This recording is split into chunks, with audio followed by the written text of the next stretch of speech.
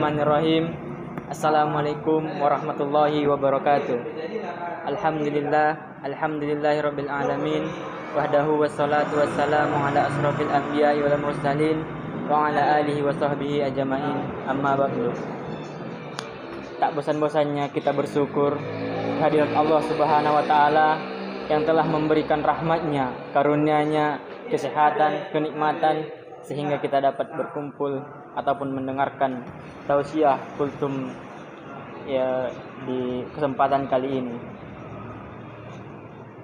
Selanjutnya salawat beserta salam kehadirat Nabi Muhammad SAW yang berlafazkan Allahumma shalli ala sayyidina Muhammad wa ala ali sayyidina Muhammad. Dalam kesempatan kali ini saya akan membawakan sebuah tema yang berjudul sabar dan sholat. Apa itu sabar? Apa itu sholat? Dalam surat Al-Baqarah ayat 153 Allah menjelaskan, Ya ayyuhalladzina amanu ista'inu bis-sabri was-shalah innallaha ma'as-sabirin. Wahai orang-orang yang beriman, mohonlah pertolongan kepada Allah dengan sabar dan sholat. Sungguh Allah beserta orang-orang yang sabar. Jika kita memohon pertolongan kepada Allah dengan sabar saja tanpa sholat, itu percuma. Jika dengan sholat saja tanpa sabar, juga percuma. Kedua ini harus dibarengi. Kedua ini ibarat pasangan yang gak bisa dipisahkan, sabar dan sholat. Ada sebuah kisah yang diriwayatkan oleh sahabat Anas bin Malik radhiyallahu anhu. Dalam kisah tersebut, ada seorang pedagang yang menjarakan dagangannya dari Syam ke Madinah. Dalam perjalanan, pedagang itu dihalau oleh para preman, yang dimana preman itu sudah mengambil hartanya. Dan pedagang itu mengatakan pada preman itu, jika kalian ingin hartaku, ambillah, aku ikhlas. Tapi para preman itu tidak hanya hartanya yang diambil. Preman itu mau mengambil ataupun preman itu mau seorang pedagang itu. Preman itu mengatakan, kami tidak mau hartamu karena itu sudah menjadi milik kami. Kami mau dirimu.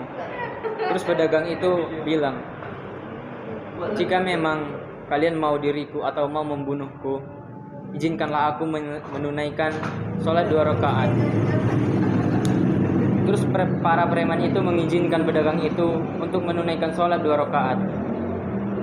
Dalam sholat itu, setelah membaca surat Al-Fatihah, pedagang itu membaca surat An-Naml ayat ke-62, yang artinya, bukankah dia, Allah, yang memperkenankan doa orang-orang dalam kesulitan apabila dia berdoa kepadanya, dan menghilangkan kesusahan dan menjadikan kamu manusia sebagai khalifah, pemimpin di bumi.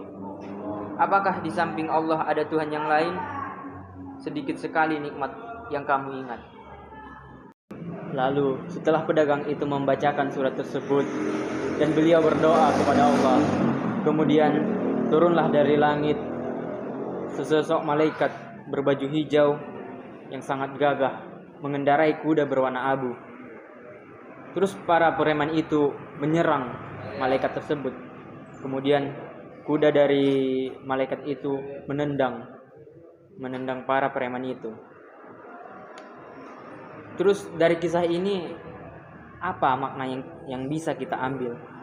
Di kisah ini dalam sholat, sabar, kita bisa melawan para preman, atau mungkin dalam bahasa sekarangnya kita mungkin bisa melawan semua kesulitan, melawan permasalahan hidup dengan sabar dan doa. Dengan sabar dan sholat, kita bisa menghadapi permasalahan-permasalahan hidup yang ada. Jika ada permasalahan hidup yang sulit, susah untuk ditaklukkan sendiri, susah untuk dipecahkan masalahnya, sabar. Kalau tidak bisa dengan sabar, sholat. Kalau tidak bisa dengan sholat, dengan keduanya, sabar dan sholat.